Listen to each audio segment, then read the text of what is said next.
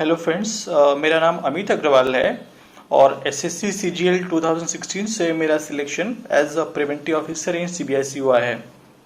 मतलब inspector in central board of indirect taxes and customs. GST आने से पहले इसी को central board of excise and customs कहा जाता था, तो इसमें मेरा सिलेक्शन एज कस्टम्स ऑफिसर हुआ है। मैं महाराष्ट्र के गोंदिया जिले के एक विलेज का रहने वाला हूं और मैंने अपना प्राइमरी से लेकर इंटरमीडिएट तक एजुकेशन वहीं से पूरा किया है। इसके बाद मैंने नागपुर यूनिवर्सिटी से कंप्यूटर टेक्नोलॉजी में बीटेक किया है। जैसा कि आप सभी जानते हैं कि एसएससी सीजीएल में मैथ्स और इंग्लिश का weightage as compare to other subjects काफ़ी ज़्यादा होता है। मैथ्स में 250 मार्क्स आउट ऑफ 700 और इंग्लिश के लिए 250 आउट ऑफ 700। और अगर आप टीयर 3 भी इंग्लिश में दे रहे हैं तो आप इफेक्टिवली ये कह सकते हैं कि 350 आउट ऑफ 700 मार्क्स इंग्लिश के लिए होते हैं। ये काफ़ी बड़ा पोर्शन है, तो हमें इसके अकॉर्डिंग उसकी प्रिपरेशन करनी चाहिए। मैथ्स की स्ट्रेटजी बताने के लिए I am not the right person, because मैं मैथ्स में हमेशा से एवरेज या स्लाइटली बिलो एवरेज रहा हूँ, despite the fact that I have completed my graduation in engineering, जैसा कि आप आने वाले स्क्रीनशॉट में देखेंगे।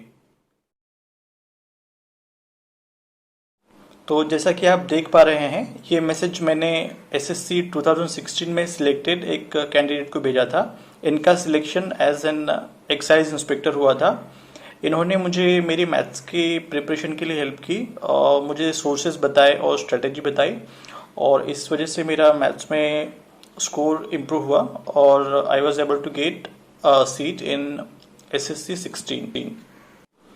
इसके अलावा मैंने इंग्लिश के लिए कोई कोचिंग ज्वाइन नहीं की थी या मैंने किसी से गाइडेंस एसेट नहीं लिया।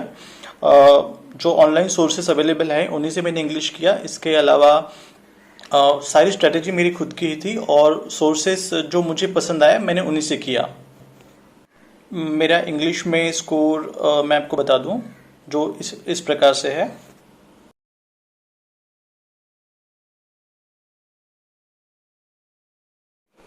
अब हम देखेंगे कि हमें इंग्लिश की तैयारी कैसे करनी है। तो हमारी प्रिपरेशन में पहला स्टेप यही होना चाहिए कि हम ऑफिशियल नोटिफिकेशन में आए हुए सिलेबस को देखें और प्रीवियस क्वेश्चन पेपर्स को देखें, क्योंकि यही दो मीडियम होते हैं जिनके थ्रू एग्जाम कंडक्टिंग अथॉरिटी आपसे कम्युनिकेट करती है कि वो आपसे क्या चाहती है। प्रीवियस पेपर के एनालिसिस से ये पाई चार्ट जो आप आने वाली स्लाइड में देखेंगे ये बनाया गया है। इसमें आपको पता चलेगा कि एसएससी इंग्लिश में किस टॉपिक पर कितना वेटेज है और किस सेक्शन के लिए आपको कितना टाइम डिवोट करना है। तो जैसा कि आप स्क्रीन पर देख रहे हैं, ये परसेंटेज डिस्ट्रीब्यूशन है अलग अलग टॉपिक्स का सीजीएल टीयर 1 के लिए। इस हिसाब से वोकेबुलरी में 48% का वेटेज होता है, रीडिंग कंप्रहेंशन में 20% और ग्रामर में 32% का।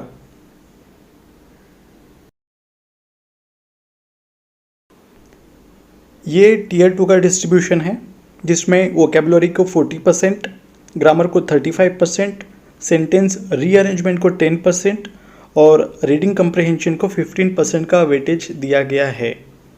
ये ज़रूरी नहीं है कि परसेंटेज इतना फिक्स हो, लेकिन मोटा मोटी इसी तरीके से एसएससी काम करती है।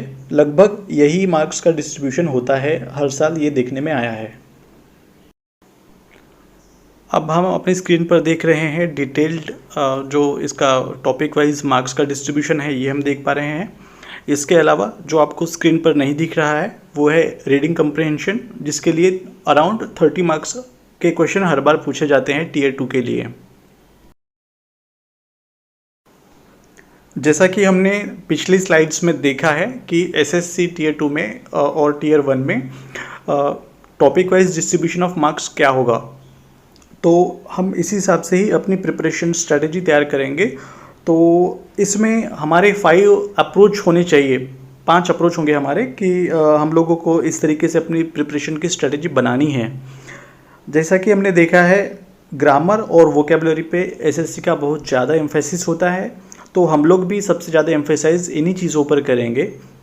इसके अलावा जो चीज़ पे हमें ध्यान देना है वो है कंप्रहेंशन स्किल्स, क्योंकि ये क्लोज टेस्ट में भी यही स्किल अप्लाई करनी होती है कंप्रहेंशन की।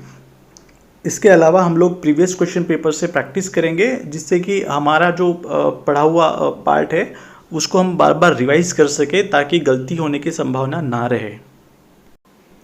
अब मैं आपको बताऊंगा कि हमें ये सब करना कैसे है।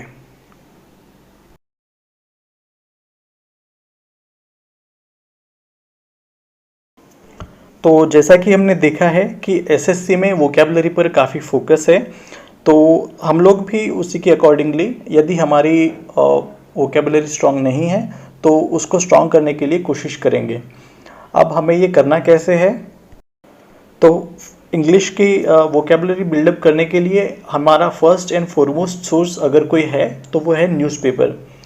न्यूज़पेपर रीडिंग के दो फ़ायदे हैं, वो आपको इंग्लिश वोकैबुलरी ग्रामर में तो हेल्प करेगा ही, इसके अलावा वो आपको जनरल स्टडीज़, करंट अफेयर, इन टॉपिक्स में भी हेल्प करेगा।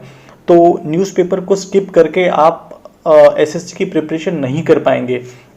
तो इसके लिए आपको कोई एक इंग्लिश डेली ज़रूर से पढ़ना है रेगुलरली। इसके अलावा आप इंग्लिश की नॉवेल्स पढ़ सकते हैं। अगर आपको कोई फेवरेट ऑथर है तो वो उसकी बुक्स आप पढ़ सकते हैं। फिक्शन जो हो चाहे नॉन फिक्शन हो, आप वो पढ़ सकते हैं। अब हम देखेंगे कि हमें न्यूज़पेपर को या बुक को अपने प्रिपरेशन के लिए किस तरह से यूटिलाइज करना है। तो सबसे पहली सलाह मैं ये देना चाहूँगा कि आप जब भी न्यूज़पेपर को या नॉवेल को पढ़ रहे हैं या किसी बुक को पढ़ रहे हैं, तो उस समय आप ये ध्यान रखें कि यदि आपको कोई भी वर्ड नहीं समझता है तो आप तुरंत उसको या तो मोबाइल में सर्च कर लीजिए या पास में डिक्शनरी रखिए और उसका तुरंत ही मीनिंग ढूंढ लीजिए। उसका यूसेज किस तरह से होता है वो आप देख लीजिए। ऐसा करने से आपको होगा ये कि नेक्स्ट टाइम जब भी आप पढ़ेंगे तो आपको वो वर्ड याद आ जाएगा। इसके अलावा आप जब वो वर्ड देख रहे हो डिक्शनरी में, उस समय आप ये ध्यान रखें कि उसके सिनोनिम्स भी देख लीजिए, उसके एंटोनिम्स देख लीजिए, या उसमें प्रीफिक्स सफिक्स जो लगे हैं वो देख लीजिए। तो इससे एक वर्ड के साथ साथ आपके उसके सराउंडिंग जो 5-7 वर्ड्स है वो भी आपके प्रिपेयर हो जाएंगे। फॉर एग्जाम्पल, जब कभी भी आप न्यूज़पेपर में वर्ड देखें कि डिक्टेशन, तो डिक्ट वो एक वर्ड रूट है जिसका मतलब होता है कहना, टू से।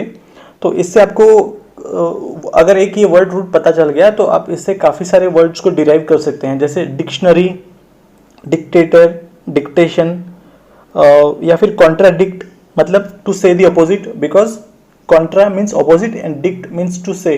तो किसी चीज़ के अपोज में कहना मतलब कॉन्ट्राडिक्ट करना। तो इस तरीके हैं, तो उसके आसपास के 5-7 वर्ड्स आप इजीली प्रिपेयर कर सकते हैं। तो ये थी थिसॉरस और एटिमोलॉजी की बात। लेकिन कुछ वर्ड्स ऐसे होते हैं जिनका कोई वर्ड रूट आपको समझ नहीं आता है या वो याद रखने के लिए इजी नहीं है, तो आप इसके लिए निमोनिक्स का यूज़ कर सकते हैं। उस वर्ड से आप किसी एक चीज़ को या इवेंट को रिलेट कर लीजिए, तो आपके मेमोरी में वो वर्ड लॉन्ग टाइम के लिए आप रिटेन कर सकते हैं। ये थी वोकेबलरी की बात। अब हम देखेंगे कि हमें रीडिंग कंप्रहेंशन पे कैसे काम करना है। तो जैसे कि आप वोकेबलरी के लिए न्यूज़पेपर पढ़ रहे थे, उसी प्रकार से आपको रीडिंग कंप्रहेंशन के लिए भी न्यूज़पेपर्स का ही इस्तेमाल करना है। इसके अलावा आप नॉवेल्स भी पढ़ेंगे, लेकिन आपको ये ध्यान रखना है कि डे टू डे बेसिस पर जो न्यूज़ आप पढ़ते हैं, जो जिसमें हार्ड फैक्ट्स होते हैं, ये न्यूज़ आपको रीडिंग कंप्रहेंशन में हेल्प नहीं करेगी। तो इसके लिए आपको करना क्या है कि न्यूज़पेपर में जो एडिटोरियल्स होते हैं आप वो पढ़ेंगे। इसके अलावा फिक्शन की कोई स्टोरीज होती है आप वो पढ़ेंगे बुक्स में से। इसके अलावा एडिटोरियल पीसेस, ओपिनियन पीसेस जो बिजनेस मैगजीन में होते हैं वो पढ़ेंगे। क्योंकि आजकल एसएससी में ये ट्रेंड है कि जो रिसेंटली चीज़ें हो रही हैं, वो इकोनॉमिक स्फीयर में हो, बिजनेस स्फीयर में हो, अब एसएससी उन पे ज़्यादा फोकस कर रही है। तो आप भी इस तरीके से अपनी रीडिंग को रखेंगे कि आप उसको एग्ज़ाम में मैक्सिमम यूटिलाइज कर सकें। अब हम देखेंगे कि हमें ग्रामर की तैयारी किस प्रकार से करनी है। तो जैसा कि आपने न्यूज़पेपर और नॉवेल्स या कोई बुक्स पढ़ रहे हैं, तो उसमें ग्रामर आइसोलेटेड टॉपिक नहीं है, वो इन सभी का, जो भी चीज़ें आप पढ़ेंगे इन सभी का पार्ट ग्रामर है। तो आपको ध्यान ये रखना है कि आपकी आंखों से कोई ऐसी चीज़ छूट नहीं जाए, कोई सेंटेंस अरेंजमेंट हो या फिर किसी तरीके का ग्रामर का यूज़ ऐसा हो जो कि आपको पता ना हो, इस तरह से आपकी रीडिंग से छूट ना जाए।